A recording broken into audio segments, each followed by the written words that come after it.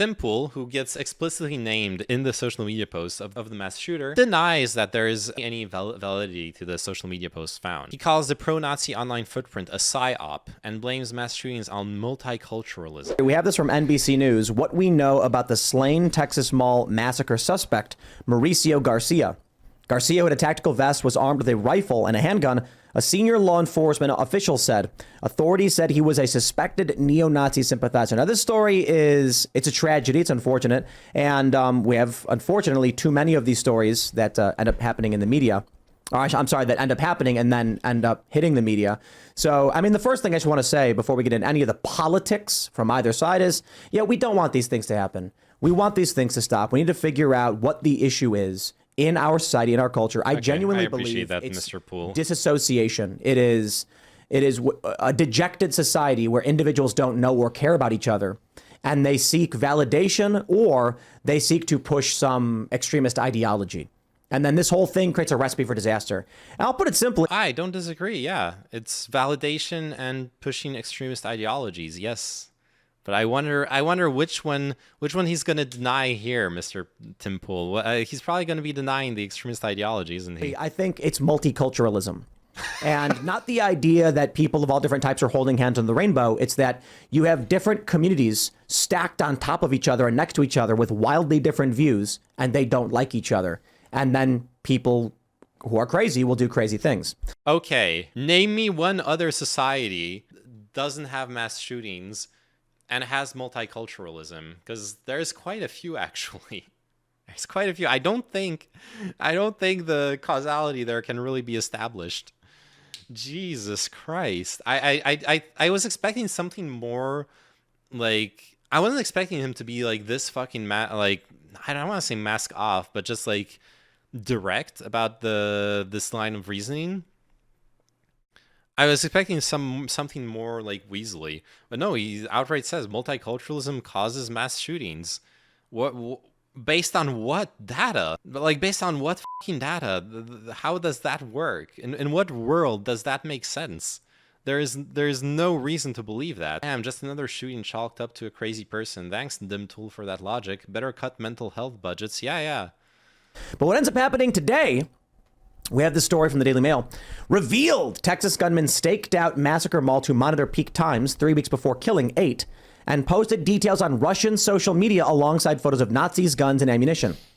You see, here's where we get into the psyop.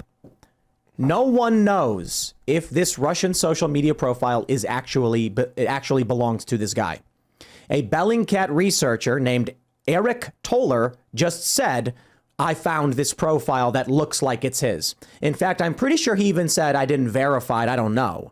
Oh, God, Tim Pool, I fucking hate you. Oh, God. In the very thread, we just ran through Eric Toller's thread. Eric Toller provides his proof. His proof is photos of the mass shooting perpetrator's room posted on that social media website, an RWDS patch on him at the shooting, RWDS standing for Right-Wing Death Squad, a really, really staunch Hinduist or Buddhist. Yeah, he could be a Buddhist, yeah. But also seems to be an enjoyer perhaps of Nordic runes. I guess we'll never know if this guy was a liberal or fascist or anything else. He posts this photo saying, my kind of people. My kind of people again. Cross links between the YouTube channel and the social media website. Usage of similar profile pictures and posting similar media on all those accounts. And, well, checking out with his place, the photos of the place of residence, checking out with his place of residence.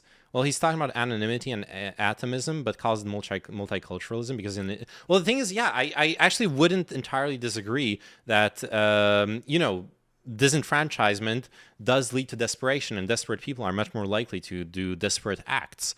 And atomism most definitely leads to a lot of the feelings of disenfranchisement we have in modern times. But that has nothing to do with multiculturalism. And you're being charitable, Peter Khan, and I don't hate that. But he explicitly says, "Oh, I don't mean multiculturalism." He actually talks about What he defines as multiculturalism is having a bunch of different. He literally says a bunch of different groups of people with different identities, different worldviews who hate each other, being piled on top of each other. That's what he means by multiculturalism. I wish what he meant was atomism and anonymity, because then like that's something I could actually build a bridge with between my worldview and his worldview. But that's not even what he says. If we rewind the segment. Now, the photos that are coming out, I don't want to show many of them considering the sensitive nature of these things. They don't show his face.